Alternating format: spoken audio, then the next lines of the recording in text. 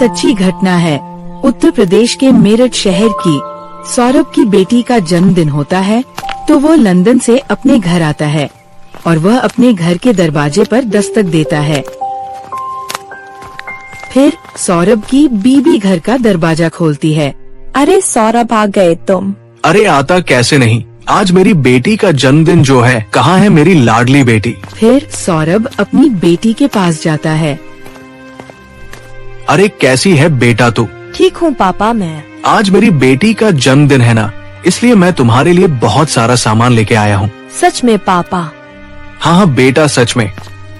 रसोई में आती है तब अपने प्रेमी साहिल को फोन लगाती है। पहले ना साहिल को फोन कर देती हूँ, उसे बता देती हूँ मेरा पति घर आ गया है। अरे मुस्कान का फोन। हाँ बेबी बोलो। अरे बोलना क्या है, वो ना मेरा पति घर आ गया है तो तुम वो बेहोशी वाली दवा जल्द से जल्द मेरे घर के बाहर दे जाओ। जैसे ही मौका मिलेगा हम इसका काम तमाम कर देंगे। बस बेबी अभी 2 मिनट में लेकर आया। हाँ हाँ ठीक है ठीक है। बेटा खाना खा लिया तुमने? हाँ पापा मैंने खाना खा लिया। तभी मुस्कान घर के बाहर चली जाती है अपने प्रेमी साहिल को देखने। अरे कहाँ रह गया, आया नहीं अभी तक? मुस्कान को इंतजार करते थोड़ी देर हुई थी, तभी उसका प्रेमी साहिल आ जाता है। लो बेबी ले आया। अरे कहाँ रह गए थे तुम? पता है कब से इंतजार कर रही हूँ तुम्हारा, कितना समय लगा दिया तुमने। अरे यार क्या बताऊँ, कोई वैद्य बेहोशी की दवा देने के लिए तैयार ही नहीं था। बड़ी मुश्किल से बहानेबाजी करके लेके आया हूँ। हाँ ठीक है, मैं तुम्हें जैसे ही फोन करूँ तुम तुरंत आ जाना। हाँ हाँ मैं आ जाऊँगा, तुम फिक्र मत करो, मैं यही आसपास हूँ, तो तुम अपना काम करो जाके। हाँ। फिर मुस्कान घर के अंदर चली गई और इन दोनों को बात करते हुए इनका पड़ोसी देख लेता है। सौरभ को कितनी बार बोल दिया कि तुम्हारी बीवी किसी अनजान लड़के से मिलती है, और आज तो इस लड़के ने पता नहीं इसे क्या दिया है, ध्यान ही नहीं देता सौरभ। फिर मुस्कान खाने में नशे की दवा मिलाने लगती है। अरे यार इतनी कम दवा से उस दिन की तरह अगर यह बेहोश नहीं हुआ, हमारा तो सारा प्लान ही चौपट हो जाएगा। हाँ एक काम करती हूँ, यह पूरी दवाई इसमें डाल देती हूँ, फिर देखती हूँ यह कैसे बेहोश नहीं होता। फिर मुस्कान खाने में वो सभी दवा मिला देती है और खाने को लेकर अपने पति सौरभ के पास जाती है। बेटा तुम अंदर जाकर पढ़ाई करो, पापा को खाना खाने दो, पापा बहुत थके हुए हैं। ठीक है मम्मी। अरे वाह मुस्कान, मेरी पसंद की खीर। हाँ हाँ सब तुम्हारी पसंद का ही बनाया है मैंने। बहुत बहुत धन्यवाद मुस्कान, तुम मेरा कितना ख्याल रखती हो। भगवान तुम्हारे जैसी पत्नी हर इंसान को दे। हाँ हाँ ठीक है, अब जल्दी से खाना खा लो वरना ठंडा हो जाएगा। फिर सौरभ खाना खाने लगा।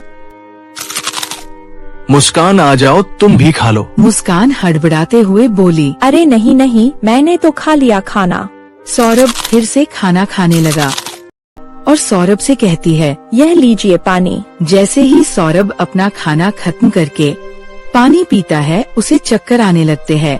अरे मुस्कान, शायद थकान की वजह से ना मुझे नींद आ रही है। हाँ हाँ कोई बात नहीं, आप आराम कीजिए। फिर सौरभ को खाने में मिली दवा का असर हो जाता है और वह बेहोश हो जाता है।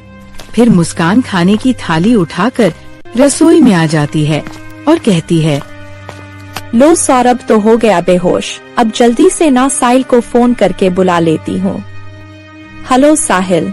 हो गया काम? हाँ हो गया, तुम जल्दी से आ जाओ। अभी आया। आ जाओ जल्दी से। अरे बेहोश तो हो गया ना? हाँ हाँ हो गया, पर अब इसे मारे कैसे? वो इंतजाम मैंने कर लिया, ये लो खंजर और कर दो सीने के आर पार। अरे नहीं नहीं, ये मुझसे नहीं होगा, मुझे बहुत डर लगता है। अरे यार तुम भी, मैं तुम्हारे साथ हूँ, कुछ नहीं होने दूंगा, सब देख लूंगा, ये पकड़ो तुम। फिर वे दोनों मिलकर सौरभ का कत्ल कर देते हैं। जैसे ही वे कत्ल करते हैं, तभी सौरभ की बेटी देख लेती है और उसकी चीख निकल जाती है। अरे अब क्या करें? अरे कुछ नहीं, मैं हूँ ना, मैं देखती हूँ। तभी उनका पड़ोसी भी चीख सुन लेता है और कहता है, अरे यह चीख कैसी?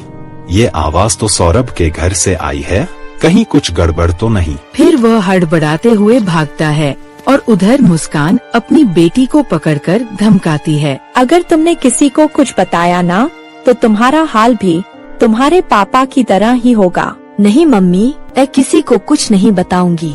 कुछ बताना भी मत। उसकी बेटी रोती रह जाती है और वे दोनों सौरभ का कत्ल करके ड्राम में डालते हैं।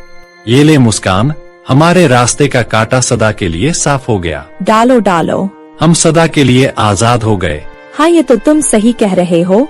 हम एक काम करते हैं, बाजार से सीमेंट लाकर इसे पैक कर देते हैं ताकि मोहल्ले वालों को इसकी बदबू भी ना आए। हाँ चलो। जल्दी चलो।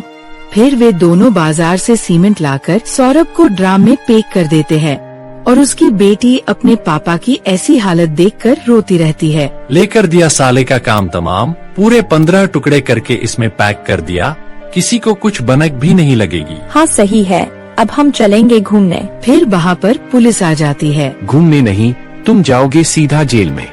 अरे पुलिस!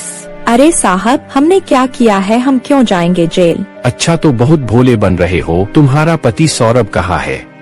साहब मुझे क्या पता, कहीं बाहर ही गया होगा। बाहर गया है तो तुम्हारे चेहरे पर खून के धब्बे कहाँ से आए? साहब वो तो ये। कुछ नहीं सर, वो पेंट गिर गया था।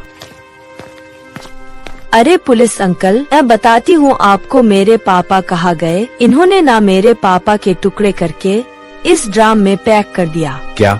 इसका मतलब तुम्हारा शक बिल्कुल सही था और तुम दोनों को तो मैं छोड़ूंगा नहीं, फांसी के फंदे पर लटका के ही मानूंगा। फिर साहिल भागने लगता है। तभी उसको पुलिस पकड़कर थाने ले जाती है और मुस्कान को भी। तो दोस्तों, कहानी कैसी लगी? अगर पसंद आए तो वीडियो को लाइक करें और चैनल को सब्सक्राइब करें।